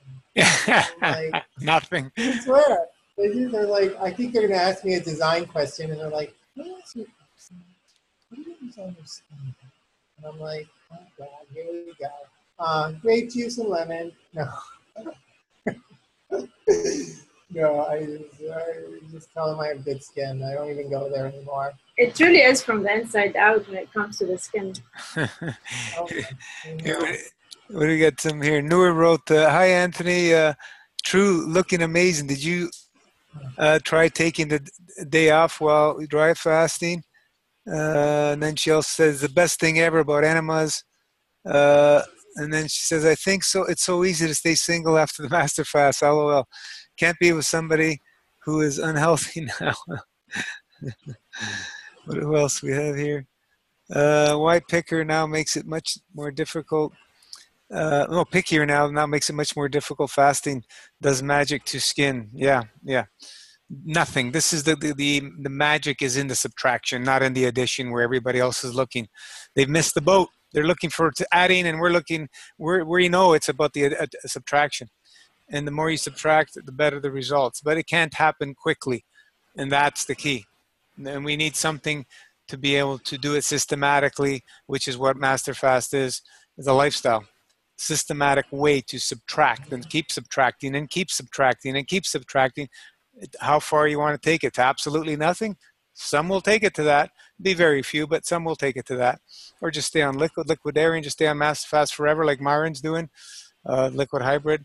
You know, there's many, many, many options, but it's a progression over time where we continuously subtract so the body can restore itself, because it can't restore itself with obstructions. That's the fact that we know. We have no doubt anymore. No, but Tim, Nor, hi Nor, how are you? I do, yeah, so like tomorrow I'm off Sunday and Monday, so I do my drives when I'm off, like my long drive. I'll do a 24-hour fast starting tomorrow. I'm off Sunday, Monday, so I'll break the fast Monday morning at some point. But yeah, that's yeah, taken into consideration, sure, Awesome. absolutely. Awesome. Yep. It's amazing. Do you have before and after photos? Like now we know what you look like, but before, did you? Yeah, I have a Yeah. few before and after photos. Yeah. Definitely. I mean, I was so swollen. Like, I'm 5'10". I carried 195. Like, people didn't even think I was 193. I mean, most people thought I was like 180. But I was 193 when I started. I just carried, the weight distributes on me. It's not like I had a big belly or the fat was in certain areas. It was all distributed, but I can tell you, like, my wrists were swollen. I knew I was 20 pounds, like, overweight. You know what I mean? Like, I don't like to be 193. It was after the holidays. It was, I don't know. I was just really, I, I just had a, I don't know. I work out. I just am a big person, I guess. But yeah, I have to say my arms are a lot smaller. Everything's so much smaller. My legs, So all uh, inflammation. What body was holding water, excess, not water, but fluid to fluid. keep it cool. Yeah. Yeah. I got up to about 185, 186 when I was on high fat, and I went to go measure the fat percentages. It was like almost like 40%. I go, huh? 40%. I go, something wrong here. No, it's the fat you eat is the fat you wear. Absolutely. Yeah. But what else happened during that time? I don't know. It was mostly the lethargy. It was, the dry mouth. You wake up and your whole mouth feels like tar, like not tar, like cardboard or something, like the driest it could ever be. I mean but then as soon as you sit up, I noticed this thing where I'd be laying down. As soon as you sit up, you get the fluids in your mouth Yeah. again. You're moving the So lymph. The lymph is the yeah, energy the transfer. other thing I notice is when I doing the enemas, it's like if I rub my neck here, like I do this butterfly thing. It's like and it's like I rake up my stomach like this, and I rake it up, and I rake it up, and then I can feel things moving. I mean, I tap everywhere, but sometimes I just sit there and I tap and tap, and I tap my ribs and everything. But I noticed right here and here, like in the back of your head, here, and if I rub that, and then I go up the back of my head, everything comes out. It's so weird. So I do all these, I call them my enema aerobics. Moving So energy. I have all Yep. these different things. I do these things where I kick my legs up, like the whole thing. It's so crazy. But or I'll walk around for a little while with like 2 quarts of liquid in me, and I'll do laps in my living room until I'm like ready to like hold it as long as I possibly can. And I'll do leg raises, things like that, just to move things. So I got really good at enemas, I have to say. So and now I'm doing like 6 quarts. I'll do, you know, 6, 8 quarts, like 2 quart at a time. I still use an enema bag. Um, Have you consider the kulimang? I would love to. Yes, I am considering it. I have a really small bathroom.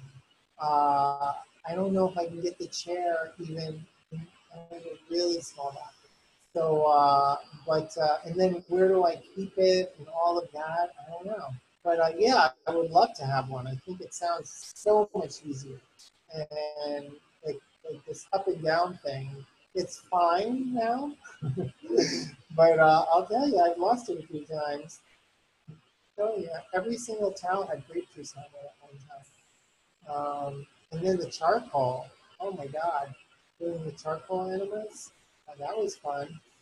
Just dealing with charcoal. I just dropped the whole thing of charcoal just 2 days ago in the kitchen. Oh, I put some, I know. Oh, please don't get me started. I'm so all over me. Got all over me. Got all over the white counter. Yeah, just a nightmare.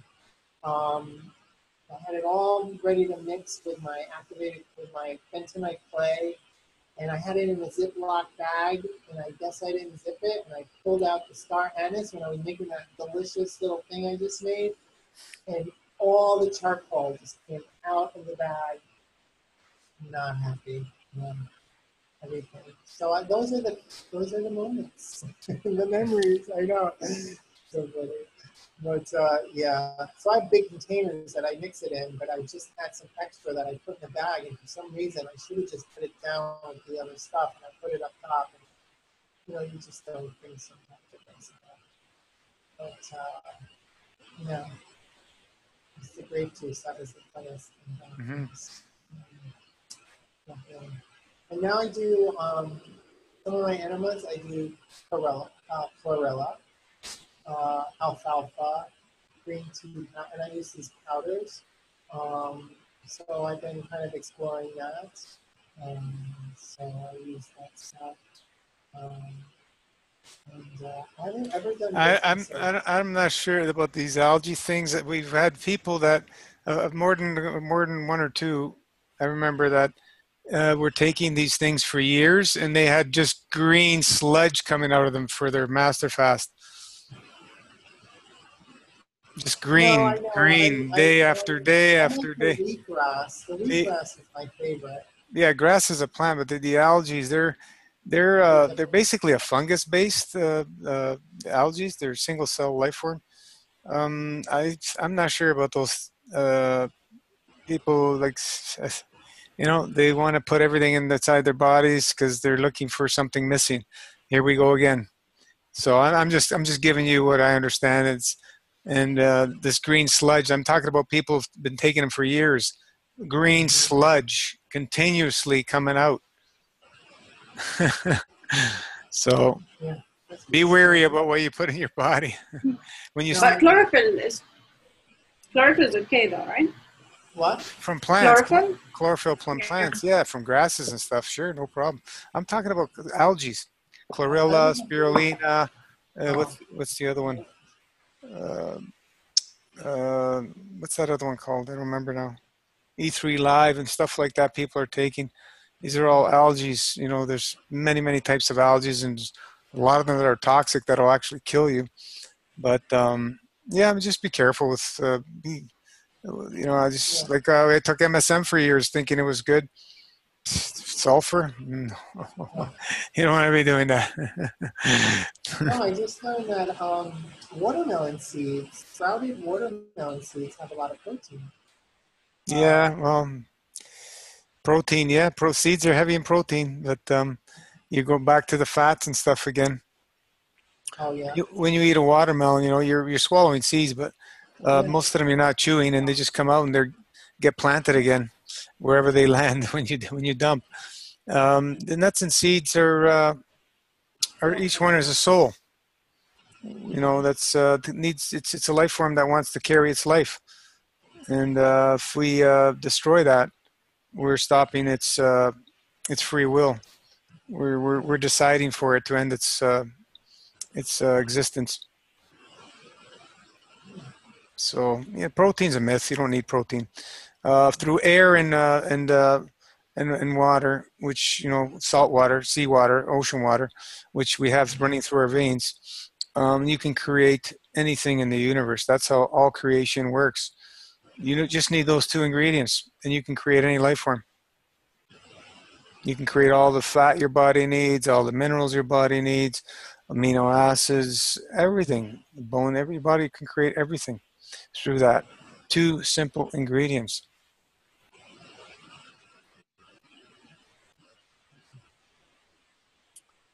What time are we at? We're at almost 9 o'clock. Anybody have any questions for Anthony? Any? There are some questions here. Charcoal enema sounds good. Noor. Which enema was most effective from Noor? Have you? For you? I don't know. I did some teacher enemas as well. Mm-hmm. I don't know. I feel like just the water enemas are really good for me. You said charcoal. Yeah, I mean, I do the charcoal, I do the grape lemon, and I mix everything up. So I always start with water, first one. I heat the water to 103 degrees Fahrenheit, between 100 and 103 depending. And then whatever I mix, whatever next is usually either the charcoal or I'll do just grape and lemon, and then back to water. So that's usually my main thing. I don't know. I just depends how I feel, I guess. But I don't think one's actually made a bigger effect on me than any other one. I think they're all the same.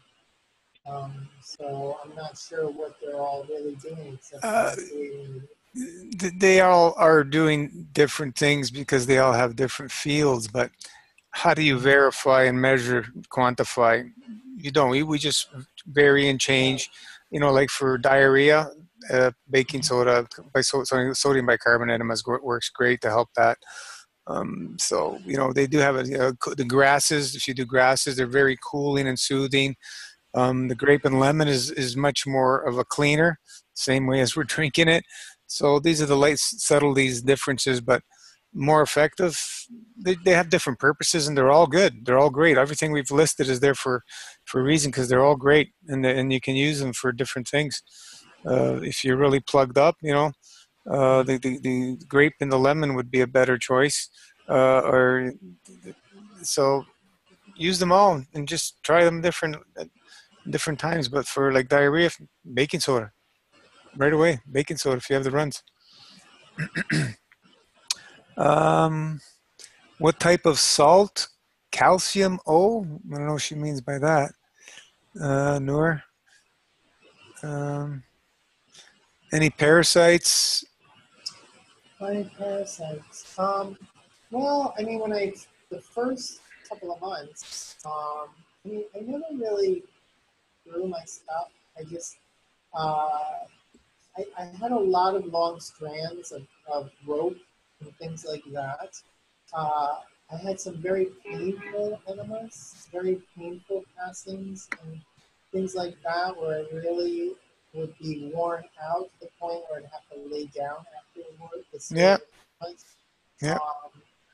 And that kind of went away. Now, again, I mean, sometimes the smells, I'm not a good bathroom person, first of all, with going to it. Like, I always was seemed regular. And basically, my routine was have a cup of coffee in the morning, black coffee, go to the bathroom, and that was it. And I went to the bathroom one time a day. And basically, that was it. In the morning, you know, for a bowel movement. That was pretty much my routine most of my adult life.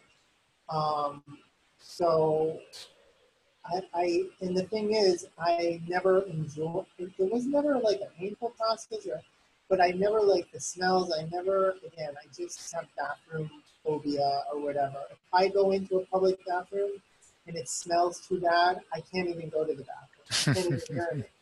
I know, it's like this thing where it's like, when I was in Europe, going through some of the, you know, I traveled through Europe, some of the places, like, they don't have the same hang-ups we have. with going to the bathroom. It's a natural process. Apparently, I had all these hang-ups built into me for, the smells and the cleaning and this and that. So, so when it came to really examining my evacuations, I wasn't very diligent about it. I'd have them. I'd be like, whoa, whatever's in there. And I'd take a little look and I'd be like, there's a lot going on there. But I couldn't get to the point where people are pulling it out and putting it out. I'm just not there. I trusted that something was happening. Things were coming out. Now, do I think I still have parasites? I actually do. That's why I think I need stronger. I think I need to be more diligent with the whole master fast protocol of tinctures. So I need to get really on top of that. But no, I had a lot of, I don't know if there were parasites in there, but I think there were. Yeah, if you saw strands, the strands are worms for sure. Yeah, there's so many different types of parasites. Ones you can see with the eye, ones you can't see. It doesn't matter as long as things are moving out. Stuff's coming out, and that's all that really matters for me. Some newbies are more concerned. Like, oh, what is this? What is it? I don't look anymore. As I've seen so much, and I go, holy geez, everything's within us. Yeah. Let's get it out, and get the end of it. Vima's asking, do you strain the charcoal? Do I strain it? No, I just mix it with warm water. It's very powdery and fine. Yeah, it's a small amount.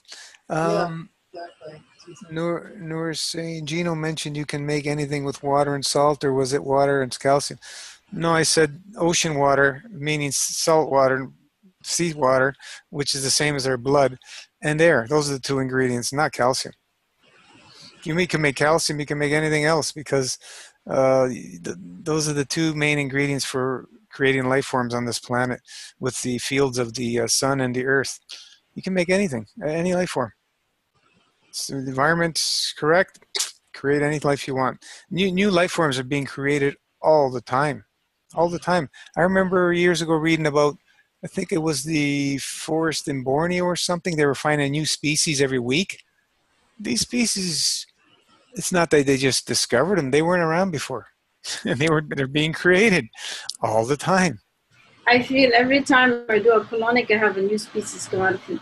Yeah, exactly. It's crazy. They look different. We're creating new species within us because there's environments that didn't exist 100 years ago inside human beings. So there's a new environment, new species, new parasites. For sure, I can assure you that's what's happening. I think, yeah, definitely. But and then going on to aromatherapy. The aromatherapy is very interesting. Oh, yeah. There you go with the herbs again. Feeding the emotion. The gateway to emotion is through the lungs. We take in the odors when we're out in nature. What are we doing? We're taking in those beautiful fields of all the wonderful plants, and it's feeding our emotion. That's why in depression, go out in nature. There won't be no depression if you play in nature. It's impossible. You just stay in nature. It's just amazing. That's the answer to depression. Go play in nature like kids. Play in nature and have a good and have plant-based, fruit-based diet.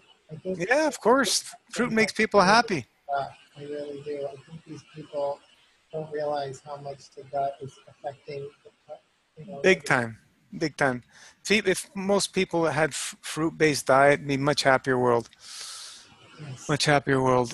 Fruit, tree gives it freely. Drops it. And if we respect it, the way the cycle works, fruit is a wonderful thing to eat as a 3D food. It's the best thing for us. When we eat. I was thinking the other day, people in the islands are usually happier in general, and like the tropical areas. And one part, of course, is the sun. That's what everybody talks about, right? They talk about the sun and the water, which drowns you, I guess, and just, But when I thought about it the other day, the food as well. They're fruits. They're fresh fruits and vegetables, which we don't have here. I mean, Yeah. it's unripe here, but it's not even close. And I'm sure the food has to do so much with their happiness. You know, like they're less obstructive than us. But Yeah. of course, many of them eat obstructive food, and these guys are not gonna be. They're loaded with junk food in these places and deep fried stuff and everything. They got obesity problems, diabetes problems, they got cancer, they got everything. And the fruit's right there staring at them. It's just wonderful. Just looking at it, you get high off it. Yeah, but back in the days, like, you know, the grandparents of these people used to eat better, right? They Ma- used to eat the fruits and the Yeah, vegetables. I had what did I have? This mami fruit or something. It's like a football. Mame sapote. Oh man, it's Oh, like it's the chocolate best. pudding. In Florida, you guys have it.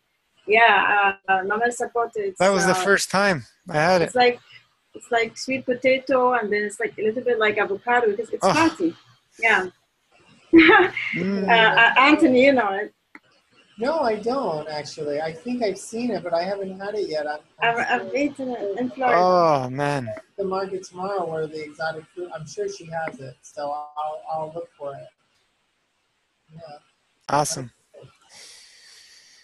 Yeah. Anyway, we're coming up to the hour. If, any last words, and we'll give it a close here. Well, I just want to thank you, really. I mean, you and the group, but you especially, I feel very honored, actually, to for the work that you share, that I was able to be led to you or guided to you, and what you've gone through and what you share with us. I mean, I just thank you from the bottom of my heart. I really mean that. And Ron, you as well for your help in reaching out and giving your advice and kind of guiding people along the way and keeping the talks really focused is so important and structured. And I just value this so much. So I really appreciate. You're welcome, Anthony. Yeah, it's great. It's wonderful. Thank you so much for sharing your time because this is what we love. You know, people sharing and keep it going and keep inspiring. And you know I'm the still the thinking. exactly the MFS is not mine. It's everybody's, and Right. we keep it within the club. This is what we've been guided to do, and this is the way it's going. And we have reasons for it, and it's we want to work with people that are committed. That's what it comes down to. When people are committed, we bend over backwards, and we're here for you guys. So it's a wonderful little family we have, and you know we're not doing anything through marketing. We're doing it within the club, and it's going through word of mouth from people who are living the lifestyle and making things happen. And it's just beautiful to watch all these transformations. So you're still in the second phase, Anthony, which Yeah. lasts at least 6 months. It's because you did 100 or some days and you did another. So it's going to be at least that 6-7 months that you're in that second phase, when you're eating and so on. Just let everything happen. And you're going to go through many changes and it's all good. Stick to fruit as much as you can and you'll enjoy the ride. It's all good. It's all good. Right. Thank you. It is All all right. good. Anthony, you're doing amazing. You're Yeah. doing amazing. You really are doing amazing. Yes, of course we fall, but you know what? You got up and you did another 18. Good Beautiful. for you. Excellent. It's not easy. Good for Yeah. you. Thank you. It's very tough for people to start again. Very tough. I know. You have lots of fans. You're inspiring many people. Good job. I appreciate everyone being here. Really, very nice. All right. Thank you again. And Ciao. we'll keep that plasma love flowing, guys, and we'll see you back on the page. Ciao. Ciao, ciao. Ciao, ciao. Ciao, everyone.